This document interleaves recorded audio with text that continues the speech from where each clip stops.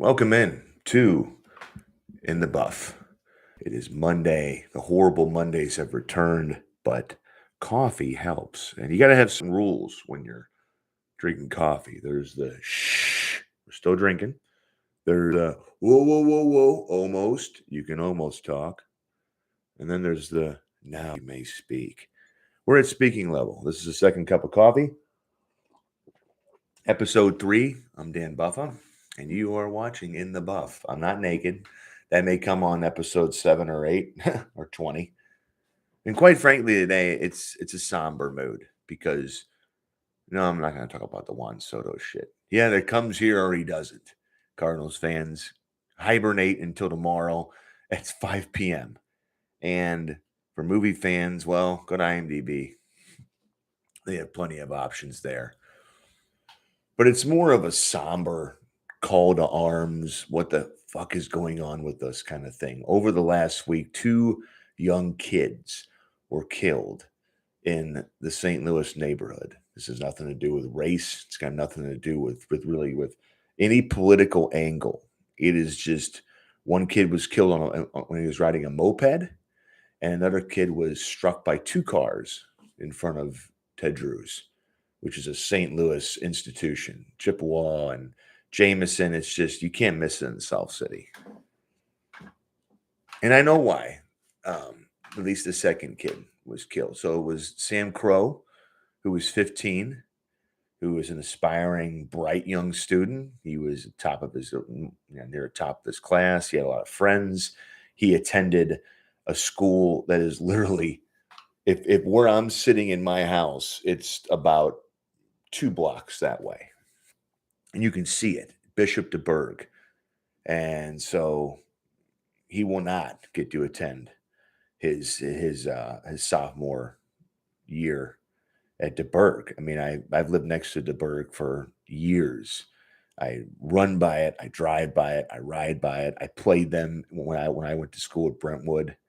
Um, it's just sickening because, you know, let's get to the next kid. And then I think on Friday night, Matthew Nicolai, hope I'm saying the late kid's name right, a 17-year-old who went to, I think, CDC, was struck by 2 cars. He was trying to cross. So in front of Ted Drew's, you have a very, very big, busy street. It's Chippewa. And you can park in the lot, which gets packed because it's frozen custard. And people just can't have a summer day without frozen custard. But cars drive ridiculously fast in front of this place. And if you try to cross the road, you have to cross 4 lanes. It's kind of like crossing a big, big main road. It'd be like crossing Manchester, maybe a little bit more narrow. But Matthew was hit by a pickup truck going west. And then he stumbled, according to the St. Louis Post-Dispatch, the police report. He stumbled into the eastbound lane and was hit by a Ford Focus. Now, the truck didn't stop. And I swear to God, if I was the parents, and this goes without saying, if I was the parents of Matthew, I would be in Liam Neeson mode right now. And that's not cinematic. That's not like, oh, come on. Like, no, because sometimes the powers that be and even the police, they just don't have fucking time to take care of this crime. They're gonna mourn it. They're gonna find the driver. Maybe they will, maybe they won't. But the second car, the 18-year-old woman who was driving that stopped, and she got out. I can't imagine, she's never going to be right again, right? By the way, the guy who's driving the pickup, if it was a guy or a girl, whatever the asshole's name is, but if you hit something and you don't stop, I don't want to hear, oh, it was a kid. Yeah, you should stop then, because the moment he passed Jameson, which is probably about a block or 2 away, you became public enemy number 1 in St. Louis. Because let me tell you, man, we don't need more athletes in this world. We don't need more actors. We don't need more influencers. We need thinkers. Or else this world that is quickly just, folding into itself is fucked. Okay. Politicians are going to keep getting rich. The local politicians don't give a shit about you. They just want to hold their office chair and power. But what are we going to do if police can't find these? If there's not enough manpower, woman power in the police force to find this pickup truck, to prevent these kind of accidents? I mean, if you're going to have an institution crowded as hell year round, this Ted Drews, you need to have some cops that are ready to pounce. Okay. They don't need to be stationed here or there. They need to be in front of places that protect the youth. Because if anybody has to stick around, it's the youth. When I had a kid with my wife back in 2011, the instant that that kid was born, to put it in movie terms, the parent's name goes from above the poster to below. And now Vinny's name is above the poster. We have to protect our youth, or else what the fuck are we doing? Working jobs, breathing, walking the next day, but nothing changes. Matthew Nicolai, that 17-year-old kid, he was in the robotics department. He was in a number of scholastic departments that point to him being a difference maker, pointed to him being a difference maker. And so now he won't get to see his 18th birthday. He's gone, you know. And the reason this is just messing me up is because your head, your mind will always just shuffle these things around. And so the other night, and I'll be honest, I used to have nightmares. When you're a kid, young man, teenager, whatever, you have those. I don't have many of them these days. I have the kind of dreams that I don't understand half of them by the time I get back to waking. But I had one that was terrible last night, or the night before, Saturday night into Sunday. It was awful. Any parent can kind of relate to this. But not completely sure what the whole thing was. But in this dream, my son died. And I don't know if it was from a car or anything, because again, when you have dreams, your subconscious and your imagination and your own mind kind of get together around a campfire when you're sleeping, and they create these scenarios, but they don't really let you know all the facts. They don't give you everything. It's like they flash a light in a tunnel and you see this and you remember that, but you don't get all the other facts. But I do know that in the middle of this dream, it was the aftermath of it.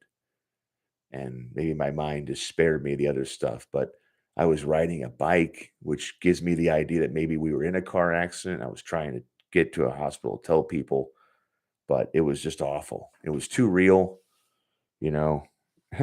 The scariest part of the dream is probably when I finally got back to my parents' house. For some reason, again, I can't put this together the next day. It's like you're when you wake up, your mind says, "Okay, here's the highlights, but we're not going to give you the whole tape because you might go out on a rampage if you found all the details of something that was just imaginary." Again, it's your subconscious playing with you. It takes your real life and it spins it like a record in ugly directions and gives you a glimpse of what could happen or it may never happen. And so I walk into my parents' house and my mom is just like, and she got the words out, but I don't think we were able to finish the sentence. She's like, Dad, you know, my dad had just called her and said that Vinny was gone. And at that point, I think that's when I woke up because it was too scary to even think about. But I'm talking about it using this In the Buff podcast, video cast, whatever it's called, as kind of like a sounding board. Because the despicable thing about the human mind is that you can't silence these kind of things. You can't turn them off. You can't just go, well, I'm going to stop thinking about that. Sounds good. Sounds good when you say it in a group of people, or if you're at an AA meeting or whatever kind of rehabilitate consultative meeting and you're trying to say, "Oh, I can just not." No, you can't.